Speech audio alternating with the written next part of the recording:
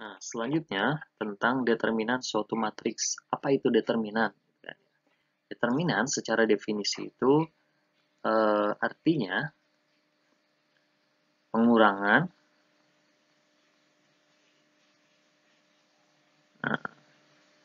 diagonal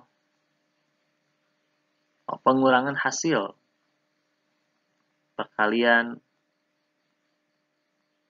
diagonal suatu matriks.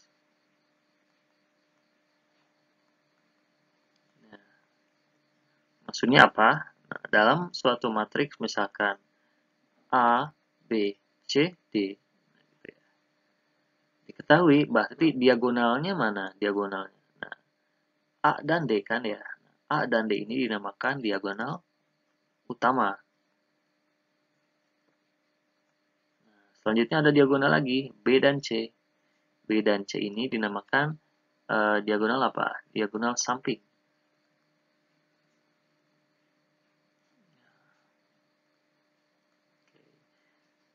Karena tadi secara definisi determinan itu pengurangan hasil perkalian suatu matriks, hasil perkalian diagonal suatu matriks, jadi kita kalikan terlebih dahulu. Simbolnya itu det atau determinan.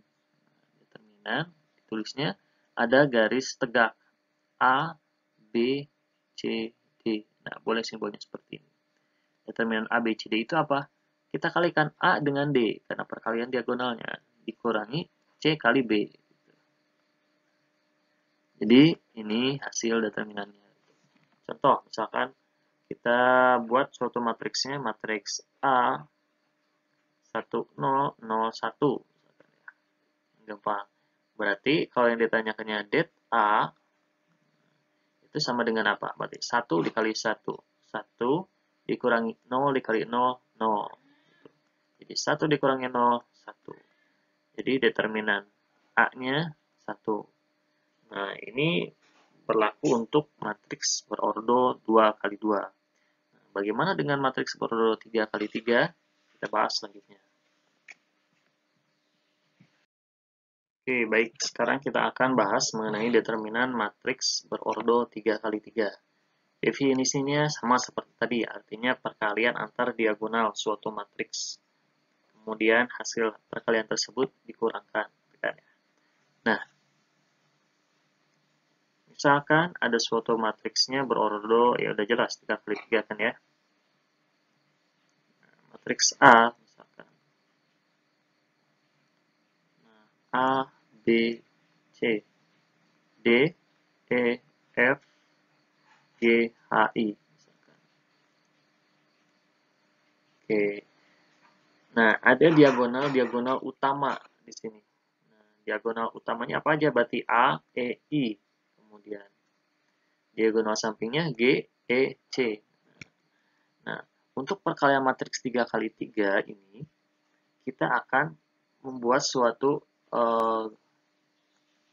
apa namanya ya? Suatu bantuan gitu, bantuan dari setiap elemen-elemennya yang dipindahkan ke samping kanannya gitu kan. Jadi kalau misalkan ditulis lagi di sini, kita duplikasi baris pertama. Sorry, kita duplikasi kolom pertama. Berarti kolomnya apa aja?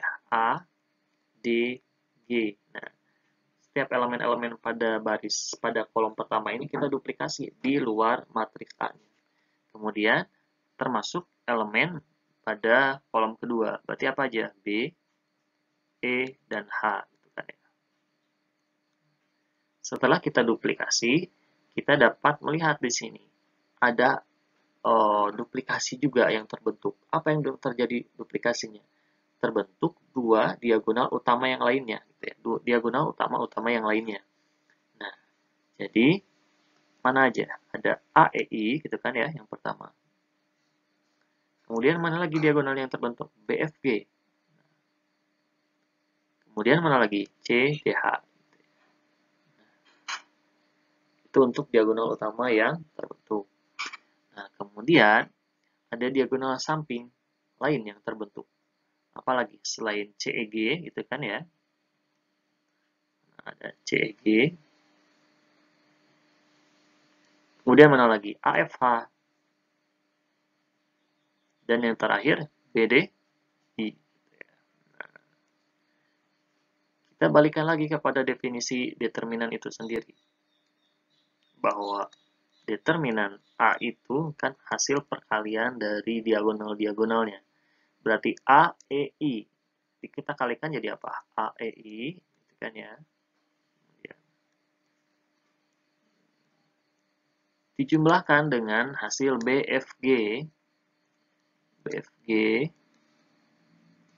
dijumlahkan lagi dengan hasil CDH.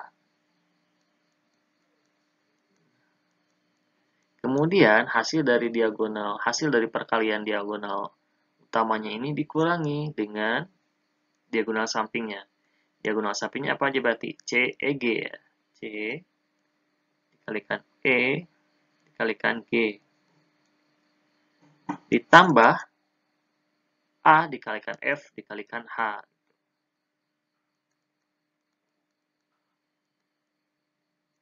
Ditambah lagi apa?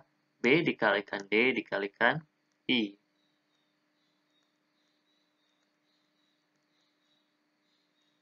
Oke. Jadi nanti kurang lebih hasil dari determinannya seperti ini. Nah, kita ambil contoh. Misalkan matriks B aja ya. Ada matriks B, bilangannya biar gampang.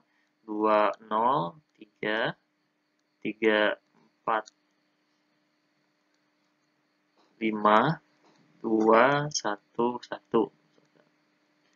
Langkah pertama apa? Kita duplikasi kolom pertama dan kolom keduanya. Berarti jadi apa? 2, 3, 2. Kemudian 0, 4, 1. Berarti determinannya jadi apa? Determinan matriks B itu jadi 2 dikalikan 4 dikalikan 1 jadi berapa? 8 ya. Ditambah berapa lagi? 0 dikalikan 5 dikalikan 2, 0 ya. Ditambah berapa lagi? 3 dikalikan 3 dikalikan 1, 9. Untuk diagonal pada diagonal utamanya sudah kita kalikan ya. Sekarang kita kalikan lagi apa? Diagonal sampingnya. Berarti berapa? 3 dikalikan 4 dikalikan 2. 3 kali 4, 12. 12 kali 2, 24. Ditambah 1 kali 5 kali 1, 5 berarti. Ditambah 0 kali 3 kali 1, 0. Oke. Nah, sekarang kita tinggal jumlahkan aja. 9 tambah 8, 17. Dikurangi 24 tambah 5, 29. Nah, 29. Oke, 17 dikurangi 29 jadi berapa? Negatif berapa? 12 ya. Jadi jawabannya determinan matriks B-nya negatif 12. Seperti itu. Oke, satu lagi nih. Tentang inverse suatu matriks. Apa sih inverse suatu matriks itu? Secara definisi, inverse suatu matriks itu artinya apa? Bentuk umumnya dulu. 1 per determinan. Nah, suatu matriks misalkan. Matriksnya matriks A, nah, dikalikan adjoin ya. Adjoin matriks A misalkan. Karena matriksnya matriks A, kalau matriks B. Nah, ini secara bentuk umum dari inverse-nya. Atau misalkan A inverse. Oke, inverse suatu matriks artinya kebalikan. Jadi kalau di matriks itu kan ada penjumlahan, pengurangan, terakhir perkalian gitu. Nah, tidak ada pembagian dalam matriks. Yang ada namanya inverse gitu, atau inverse itu kebalikannya, 1 per determinan A dikalikan join A gitu. Nah, secara definisi kita tahu tadi determinan A itu bentuknya apa? A dikalikan D dikurangi B dikalikan C. Lalu apa join A itu? Join itu kalau untuk matriks berordo 2 kali 2, misalkan ada matriks berordo 2 kali 2. A, B, C, D. Nah, join matriks A itu sama dengan apa? Ditukarkan nilai A dengan D ini. Berarti D jadi baris pertama kolom pertama, kemudian A menjadi baris kedua kolom kedua. Dan diberikan tanda negatif di nilai C dan nilai B. seperti itu. Oke. Ini urutannya A, C, B, D dulu ya. Jadi gak urutnya ke bawah. Kalau saya. Jadi DA min B min C gitu ya. Gitu. Berarti D dikalikan A dikalikan min C dikalikan min B. Kalau bentuk matriksnya seperti ini. Berarti untuk oke. Ya, udah jadi seperti ini jawabannya.